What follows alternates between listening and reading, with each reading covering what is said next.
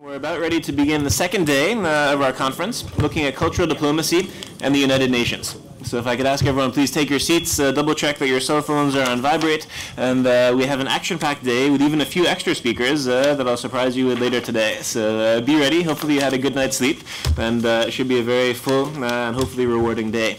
I'm really happy to have the chance to introduce our opening keynote speaker of the day, who in many ways is, again, one of the most perfect speakers for this conference. We've spoken about his institution in most of the sessions already. I think it's hard to talk about cultural diplomacy and the United Nations without talking about UNESCO. And I think there really what I'm looking forward to is to hear in particular your insights in terms of some of the current strategies of UNESCO, which is of course much more than just protection, as well as the way you see, let's say, the next 5-10 years, how UNESCO's role might even evolve in this interdependent world. So for many reasons, I'm really looking forward to the lecture. Before I ask you to give him a warm welcome, I'd like to say a few words about his background, just so you can see a little bit the great experiences that he's bringing with us in addition to his current position. Mr. Philippe Kridelka is the director of the UNESCO New York office and is the former UNESCO representative to the United Nations.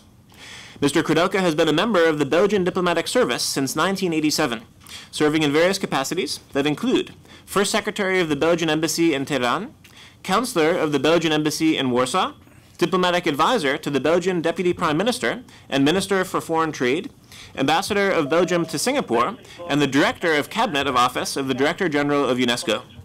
Mr. Kridelka holds a master's degree in law and will today be speaking about culture as a tool for peace and sustainable development. I'd ask you to please join me in a very, very warm welcome for Mr. Philippe Kridelka. Thank you. Thank you very much, Mark, and thank you very much to all of you for inviting me today and give me the opportunity to explain better what UNESCO's role is in cultural diplomacy, and also to interact with you and exchange ideas and try to answer possible questions that you may have. And it's, of course, a pleasure and an honor for me on behalf of our Director General of UNESCO, Madame Irina Bokova, to address this meeting.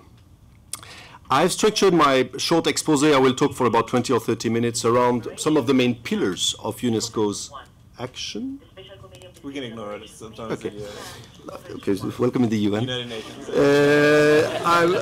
I have built my expose on some of the pillars of UNESCO action in the field of cultural diplomacy. We'll say a word on cultural diversity, what we do in that field, on heritage, on education, especially human rights education, on culture of peace, which is a program of UNESCO which has received a new impetus now last autumn, and a few words on our role in sustainable development. To start with, perhaps I should say, because I know most people have a sort of positive image of UNESCO. They like us, but they don't know exactly what we do. So let me clarify that in a very, I will summarize, of course, and I'm registered, but it's not the complete picture, but I think that the core of UNESCO, as you know, it is the agency of the United Nations which has been established after the Second World War and which is competent for education, culture, science, and communication-free press, independent media. Now, what do we do in the field of education, culture, science, and free media? We do basically three things, many more things, but I would like to put the focus on basically three things. In my mind, the most important one is capacity building. It's our role in development. We train journalists in Tunisia. Tunisian journalists have never had to follow in an independent way an electoral campaign in the past. We are the only UN actor who has a program to train journalists. We are training in the field of education teachers in Indonesia in the field of sustainable development and climate change education. The government of Indonesia has asked our expertise, our help, to adapt the school curriculums and also train the teachers in several provinces in order to increase and improve the way climate change and the challenges of sustainable development are taught in Indonesian secondary schools. We train statisticians in the ministries of education of Africa so that African governments can have a better picture of the success stories, of the challenges of the education sector, and they can then structure their dialogue with multilateral development agencies or donor countries. So that is capacity building. So we do not build the schools. To build the schools is a job for the World Bank or UNICEF or UNDP, the people who have big money. We are not a major funding development agency, but we have this recognized expertise, and I must say that we are good in several fields of capacity building. Next to that, there is dialogue, and we live in a world, of course, I don't need to explain that to you, where a dialogue is important, needs to be encouraged and developed in every field. And that's where UNESCO has an added value because of our legitimacy. We've got 195 member states, 2 more than here in New York, and you may have heard that Palestine, UNESCO is the first UN agency where the member states have decided to admit Palestine as a full member state. All that gives us this legitimacy that other forums could not have. It also explains why the procedures, like in New York sometimes, are a bit long, cumbersome, that's sometimes difficult to reach a consensus. But once we have reached a consensus, for instance, on human rights education, we have organized in the last year's meetings from ministers of education from all over the world, not all our member states, but the majority. And after, difficult, long processes of discussions, brainstorming, there is an agreement on principles, so soft laws on the best ways to include human rights education in the school curriculums. Another field where we are, I think, successful in the field of international dialogue is in the field of oceans. We have an ocean program that, by the way, the Americans never left. When America left UNESCO in the 80s, it was prehistory, and I'm not coming back to those problems now. They are back and active. But they never left the oceanographic program of UNESCO. And they still tell us today that it's an extremely important forum to help American universities and researchers and American policymakers, from NOAA, for instance, the Oceanographic Administration, to meet and exchange ideas in an independent forum about scientific data, challenges, good policies, best practices in the field of the management of oceans. Not so easy for American decision makers to exchange with, I wanted to say North Koreans or other countries in the global area about those experiences. And personally, I'm quite proud of the way we do it. So capacity building, promoting international dialogue, and the last field is in international law. President Clinton used to call it harnessing globalization. So where and when our member states ask our help, I have to be a bit careful there, we are ready to help them to negotiate conventions, treaties, that is hard law, or principles. I've just mentioned to you this set of principles on human rights education. That is, of course, a political document. That is soft law.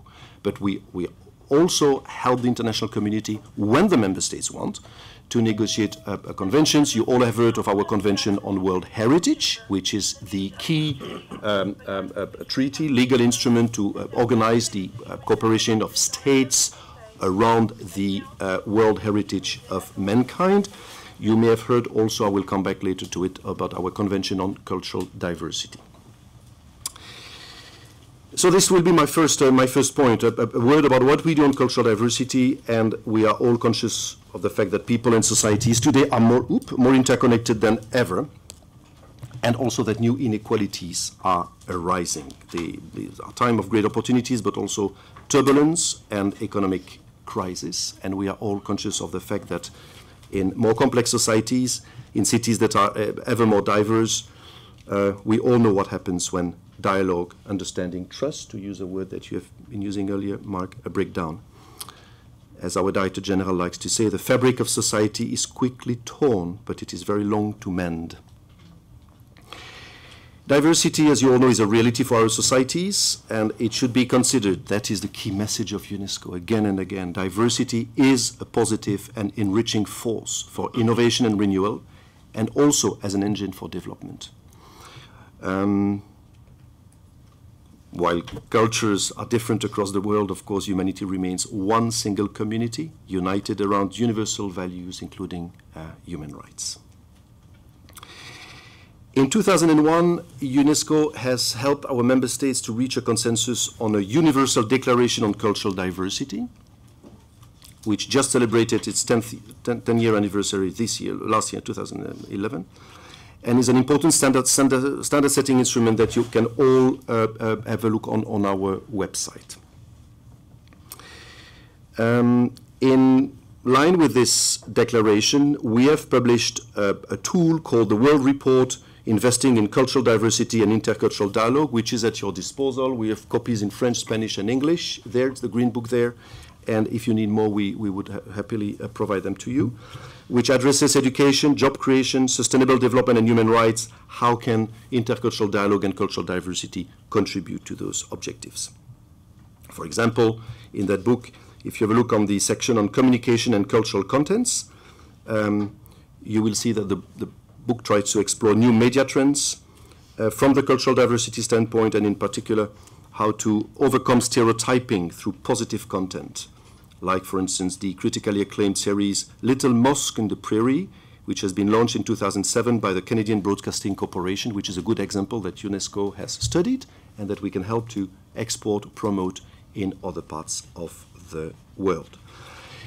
In line with this Declaration on Cultural Diversity, you know that in 2005, UNESCO has also, our member states, have also adopted a Convention on Cultural Diversity. It's not a consensual theme in America, but we are here in the UN, and personally, I do consider, like the majority of our member states, that it is an important instrument. So it is law. It is, in my mind, you may know better than I do, but the only legal instrument, international law, treaty in the field of culture. There are, of course, tens of treaties and international law in the field of environment. But in the field of culture, principles, but treaties, conventions, not that much. Two main objectives of that convention, which entered into force: development. There is a fund attached to the convention. The European Union is a huge contributor to it, to try to identify projects supporting creative industries in developing nations. The other important aspect is the World Trade Organization. We're not going to talk in detail about it, but of course, you all know that the World Trade Organization says free trade is the rule, is the Grundnorm. And if there are discussions and problems between countries, then there are panels in Geneva organized by the World Trade Organization, and those panels have to reflect about the relationship between the law of the World Trade Organization and the law contained in other conventions. In the field of environment, if you look on the website of the World Trade Organization, you will see many concrete examples about fisheries in the Pacific, where people say free trade and other people say no, protection of the dolphins. And then the panels try to find a compromise between those instruments. And our Convention on Cultural Diversity would be able one day to play a role in there in order to guarantee the rights for governments, ministries of cultures, to promote, protect, help the development of national culture, for instance, cinema.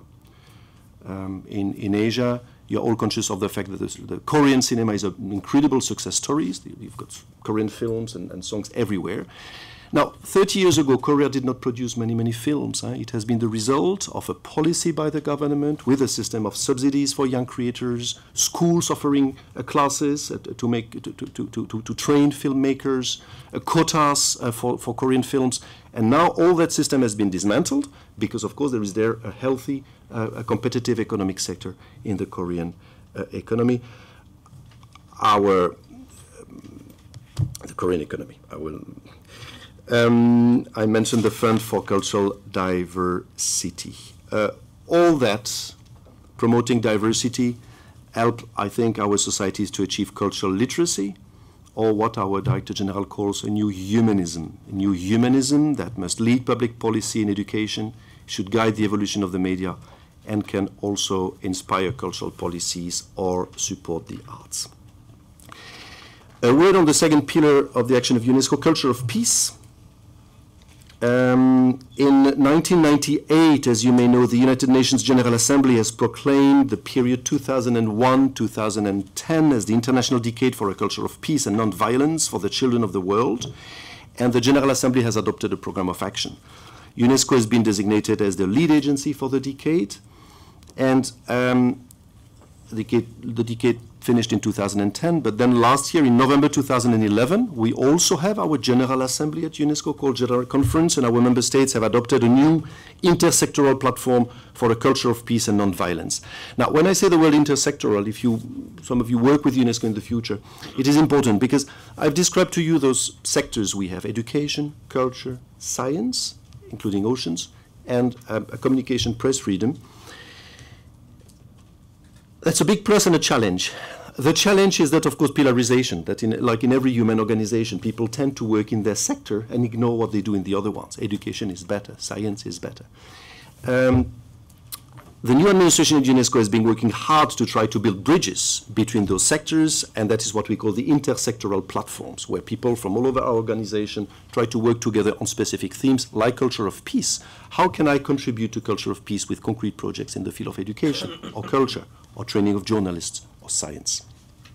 And by the way, in the system, that's a big plus UNESCO has, this ability that we have this expertise in the field of those fields that I've mentioned, and then we have this ability of having people from those specific fields, science, education, culture, communication, and media, exchanging ideas and trying to elaborate projects which are sort of at a crossroad between various expertise.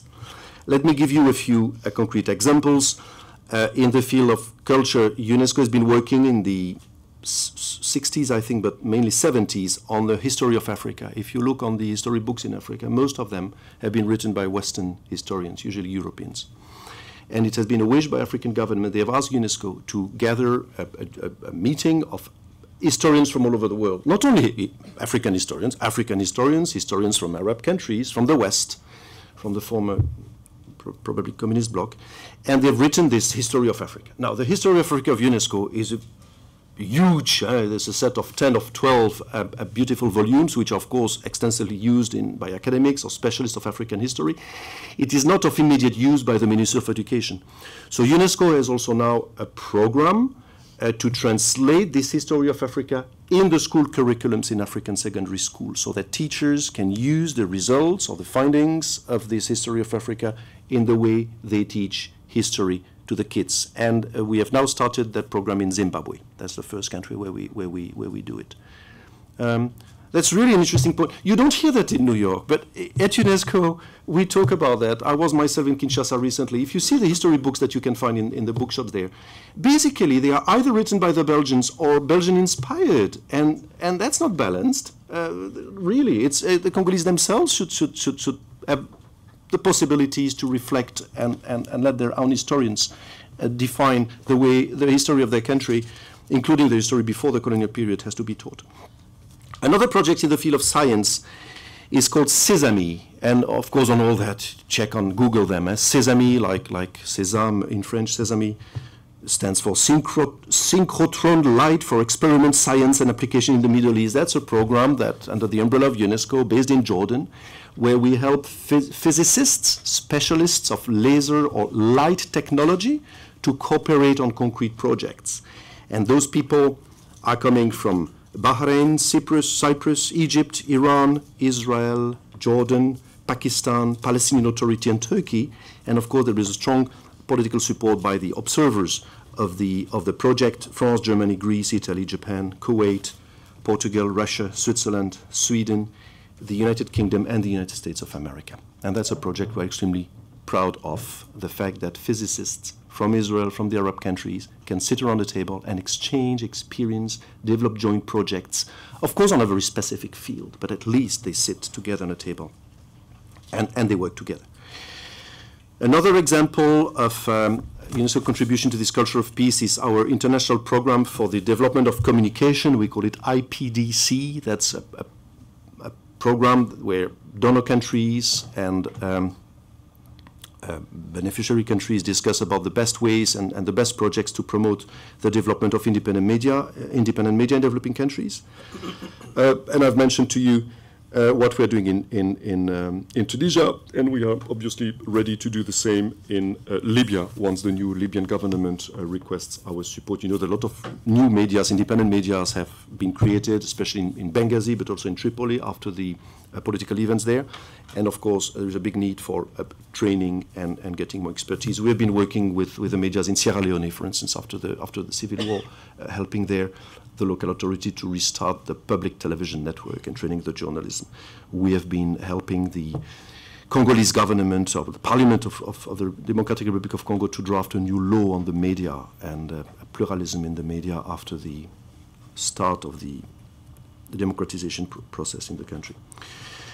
A last example in this field is our International Coalition of Cities Against Racism, the UNESCO Coalition of Cities Against Xenophobia and Racism, which was launched in Nuremberg because our German partners had been very interested by it, and Nuremberg has, of course, a especially strong symbolic importance in European and world history, where in Europe, in Africa, in Latin America, in Asia, UNESCO organizes networks of local politicians, local authorities who can exchange best practices in the field of education, housing, employment, or cultural activities on how to combat xenophobia and racism.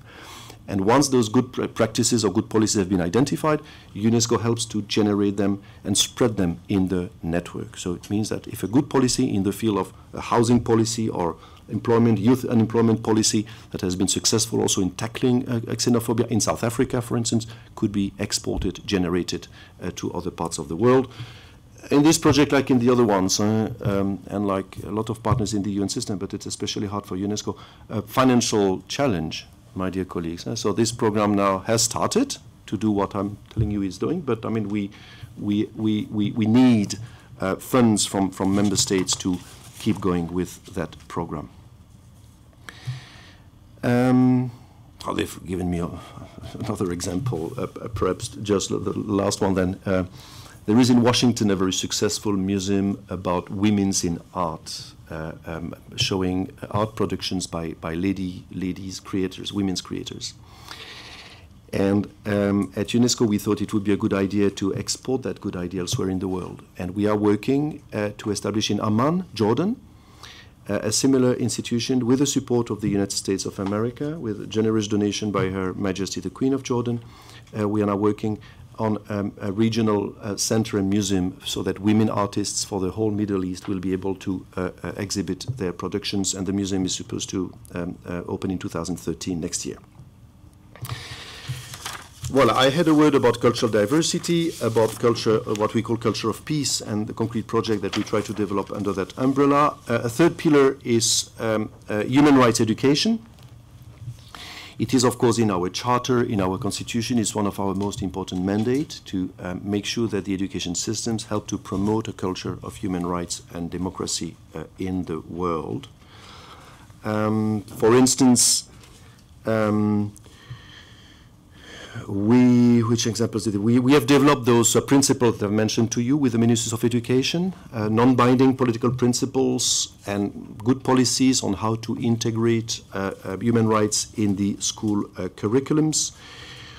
We produce and facilitate the publication of manuals and books. For instance, with UNICEF, we've been partnering with them, and we have published a human rights-based approach to education for all. With the Council of Europe, we have published a quality assurance of education for democratic citizenships. All those books are useful either for teachers or in teachers' colleges or decision makers in the Ministry of Education in order to concretely organize human rights education.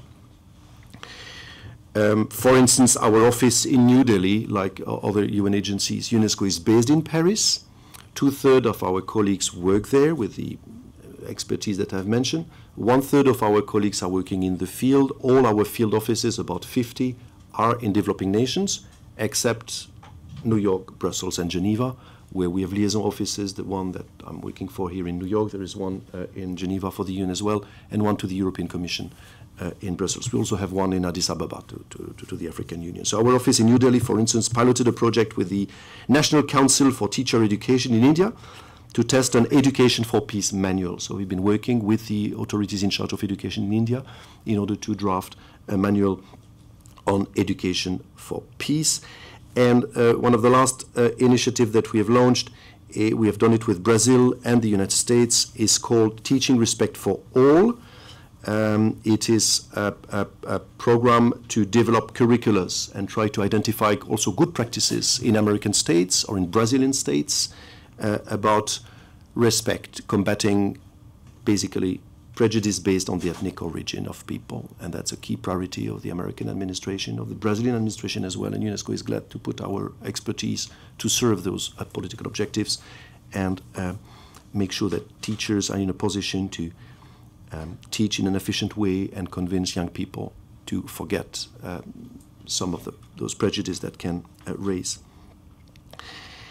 We are also active in the Holocaust remembrance education to make sure that the Holocaust is never forgotten by the future generations. UNESCO is working with the ministries of cultures who are interested in order to input to make sure that the history of the Holocaust is taught in the schools and that teenagers never forget. A fourth pillar, after cultural diversity, culture of peace and education, is on heritage, which is of course probably the most famous of our programs. And we do believe indeed that heritage, and we've got several heritage conventions at UNESCO, that those heritage conventions are a concrete way, efficient way by which our diversity can be safeguarded, and dialogue, respect, social cohesion, and sustainable development can be encouraged and fostered.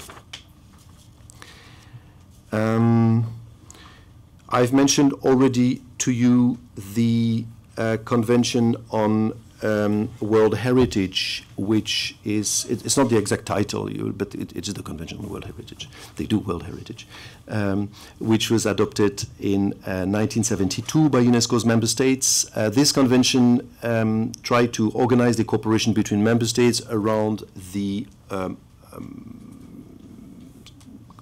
cultural sites, architecture, buildings, or natural sites, like national parks, for instance, which a group of experts decides have a universal value. So there is a whole procedure. Every country has to make an internal list about the sites, cultural sites, once again, on natural sites. They are the proudest of this list. Then we get the advice from several civil society partners. And then UNESCO experts prepare the files, and the decisions are taken by a committee of 21 member states experts, 21 member states which are usually represented by experts. And that committee meets once a year. This is also an opportunity for us to promote dialogue. Samarra, as you know, is a Shia shrine in Iraq, which has been bombed and destroyed in 2006, 2007. And it is a Shia shrine from the 9th century, based in a city which is now predominantly Sunni. Of course, the fact that it was bombed created a lot of resentment amongst the Shia community.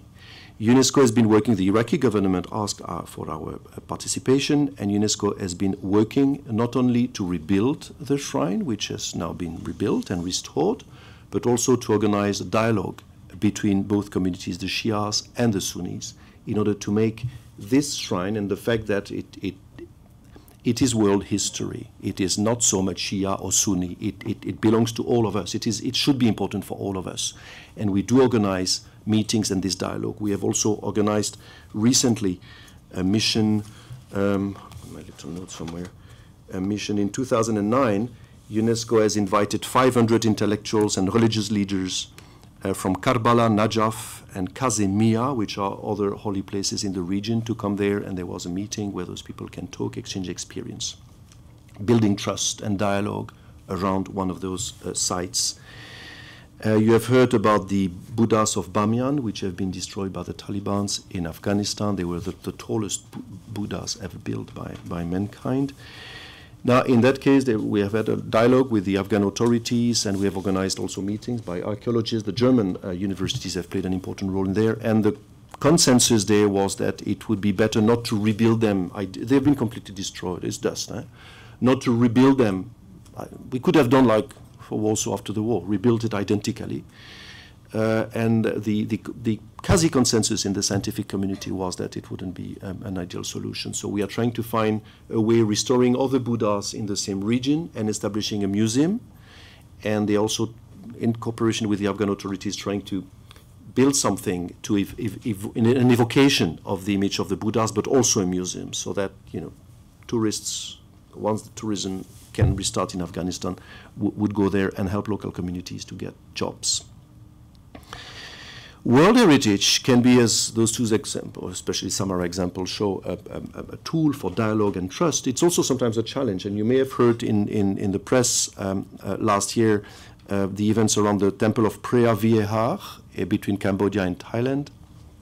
Now that's an interesting one because it is on the UNESCO's list of World Heritage, and rather than developing dialogue, it was unfortunately, it caused violence and clashes between both armies. Now, it is an interesting case because the temple, before the First World War, when the border was delimited between the independent kingdom of Siam, and French Indochina, the Siamese didn't have the expertise to go in the jungle. And the political agreement was to put the border on the line of divide, which in the rivers which flow to the west and the rivers which flow to the east, towards French, at the time, Indochina. But the Thai army or the Siamese army didn't have the expertise to send people, army engineers in the jungle to put the stones there. So they asked the French authorities to do it.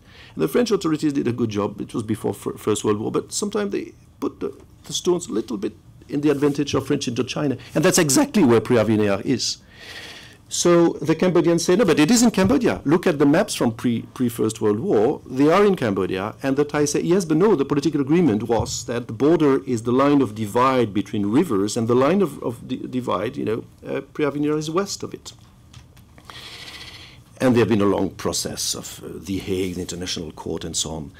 As you know, ASEAN, the Association of Southeast Asian Nations, have played an active role there, Indonesia especially, I'm not sure they wanted really the UN to be involved. UNESCO was involved. We sent our former Director General, Mr. Matsura, on the spot to try to restart the dialogue between the Thais and the Cambodians.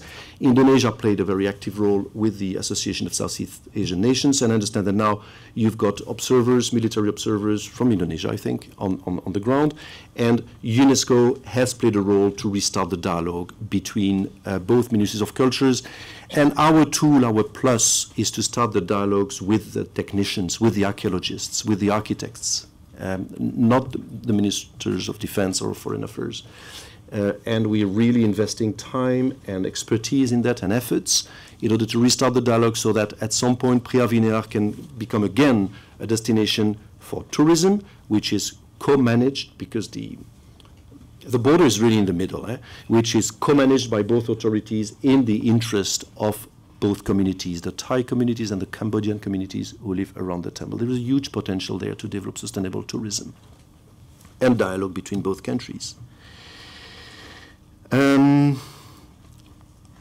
I could also, put here on my list that we've got 936 sites on the UNESCO list of World Heritage. And of course, once we reach 1,000, I draw your attention that keep an eye on it because it's a very popular program in every country. Of course, when we reach about 1,000, it will be difficult to manage with the existing staff. It's a lot of work because UNESCO keeps an eye on it. For instance, here in America, in Florida, you've got the is it called Everglades National Park in Florida, which has been put by the American authorities have asked us, UNESCO, to put it on the list in danger. There is the list of World Heritage, and then for the sites which are most threatened, there is a list of heritage in danger. And the Everglades are there because of challenges of management and environment. Now, it asks a lot of efforts because we send people there to have the dialogue with the authorities, the managers of the national park, and we can do it for 500, 600, 700 sites, but I mean, at some time we will need a dialogue and brainstorming on the future of this exercise. Another example I wanted to give you, Minister, that I wanted to give you is on Jerusalem. The old city of Jerusalem is on the list of World Heritage, and there again, because it is a narrow scope, archaeology, heritage, because it is about goodwill experts and people who share their enthusiasm and their expertise about preserving the remnants of the past. We have organized in 2007 in Jerusalem a roundtable where Jewish, Muslim, and Christian experts and archaeologists could discuss about the best way to preserve the old city of Jerusalem, and that has given birth to a plan of action under the umbrella of UNESCO, where several concrete projects have been implemented. The plan of action was, of course, a good tool to convince donors to finance projects. Now, it was 2007. I have to admit that things are more difficult today, but we are still ready to act there and to help them to restart the dialogue once they are ready for restarting the dialogue. Another example that, but I understand that time is passing very fast, is the old Mostar Bridge in Bosnia-Herzegovina, who is also a World Heritage Site. I've just mentioned Mr. Matsura, our former Director General, who played a Bons Office mission between Cambodia and Thailand about the Preavinear Temple, and which has, I think, played a role in the restarting of dialogue between both countries around this World Heritage Site. So you know that everybody knows that the bridge in Mostar is a mixture of pre-Ottoman, Eastern Ottoman, Mediterranean, and Western European architecture.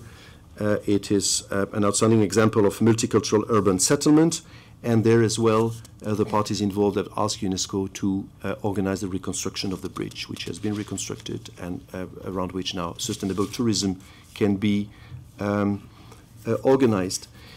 We are in dialogue with the authorities of Nepal because the birthplace of Buddha is in a place called Lumbini. There is still the palace of the parents of Buddha still there. And that is not far from the border of India, but it is in Nepal.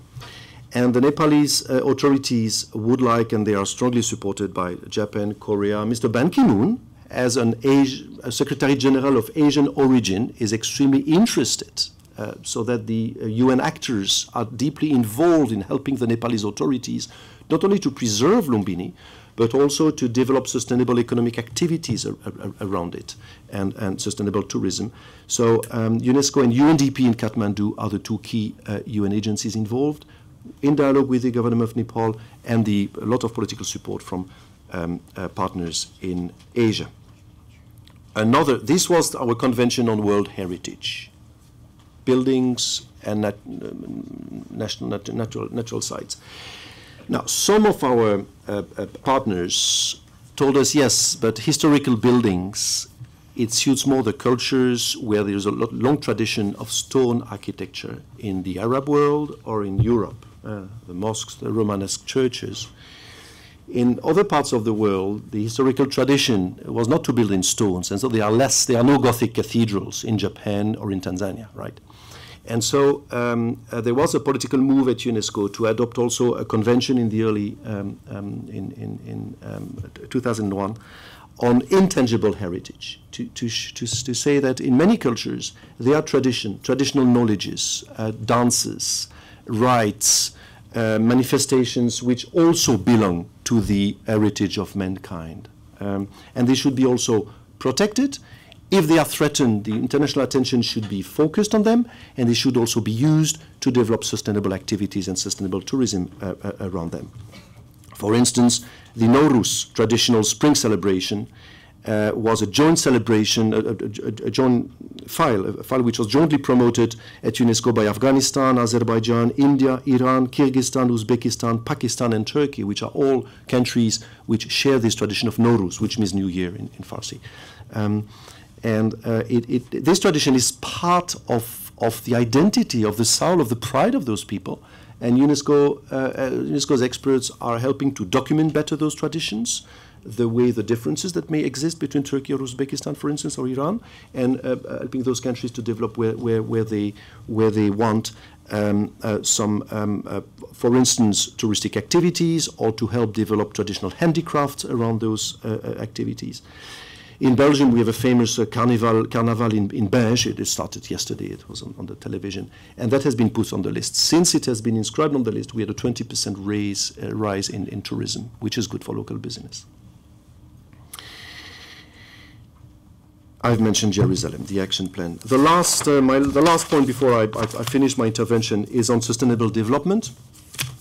So we had a word on cultural diversity, on what we do on culture of peace, what we do in education, what we do on heritage, and the fifth pillar is on sustainable development. And there I would like to draw your attention on another key priority of UNESCO, which is shared by many of our partners in Paris, more difficult to convince partners in New York, the importance of culture for development. Not only that development projects or development strategies have to fit the cultural identity of the people. I mean, either we can adapt and a country can find a way to integrate modernity and economic development in their own values. But on the other hand, it is also, culture for development also means that it is an incredible potential there with creative industries, with tourism around heritage sites, with the development of traditional handicraft, and other professions like copyright experts. There is a tremendous potential there to create development jobs in the countries of the South. Mr. Ban Ki-moon himself, I have a nice quotation from the Secretary General,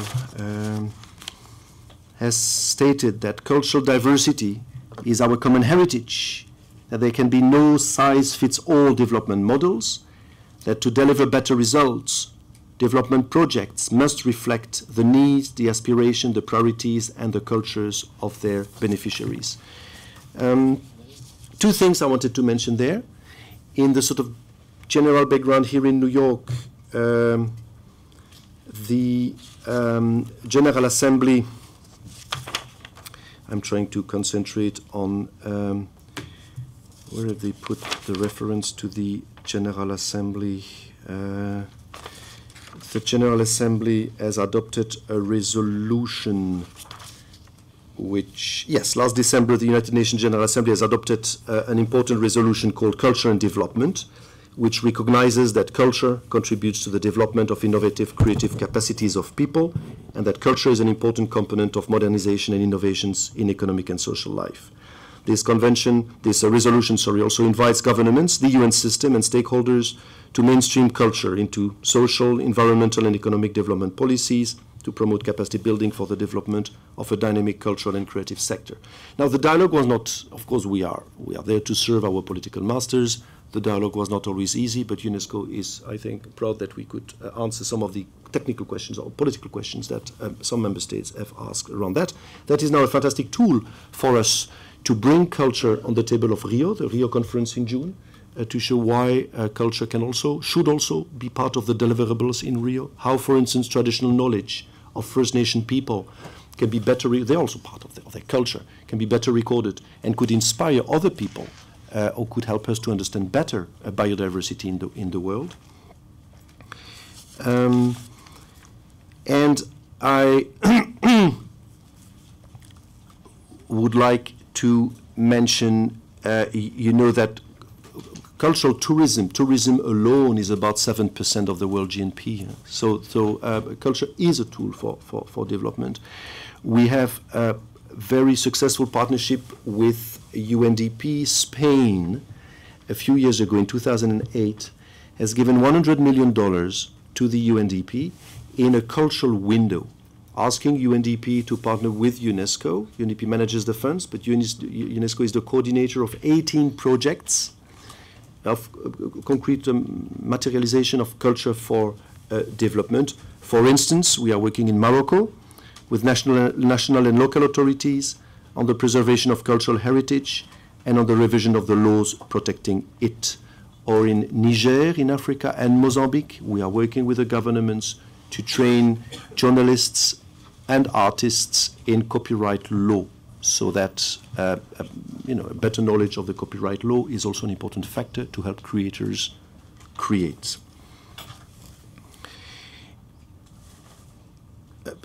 Last example on the importance of culture for development, but also for reconciliation and trust, is in Haiti after the terrible earthquake in 2010. Of course, the priorities were water, health. But then the Minister of Culture of Haiti contacted UNESCO, and she asked us to organize an international conference, we did it in Paris, with stakeholders, in order to help the Haitian government to define, to elaborate a cultural strategy in order to integrate culture. And Haiti is an extremely creative country. I mean, culture is really one of the pillars of the Haitian society. And they asked the help of UNESCO to gather donor countries and all other stakeholders to help them elaborate this cultural pillar of their future development policy. A concrete example of that is the city of Jacmel. The historic center of Jacmel, we have now projects in order to train artisans there to produce quality handicrafts which can be sold along a crafts route which will be developed through the historical center of the city of Jacmel for future tourists. There is not a lot of tourism yet in Haiti, but it will come, it should come, it is important for them.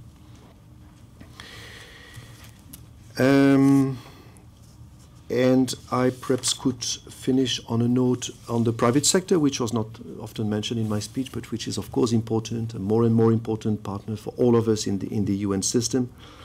There was recently a survey by the Fortune magazine.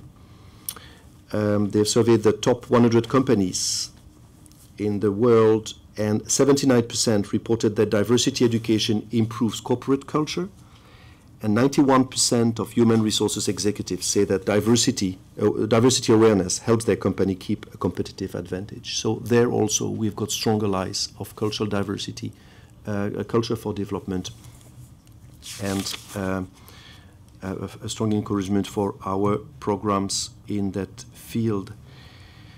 I hope that I gave you a little idea of the work of UNESCO for cultural diplomacy, for culture as a tool for development, as a tool for peace, as a tool for trust and dialogue. And perhaps, I don't know if we probably have, I hope so, have time to have some interaction, and I will try to answer a possible question. I would like to thank you very much for your attention.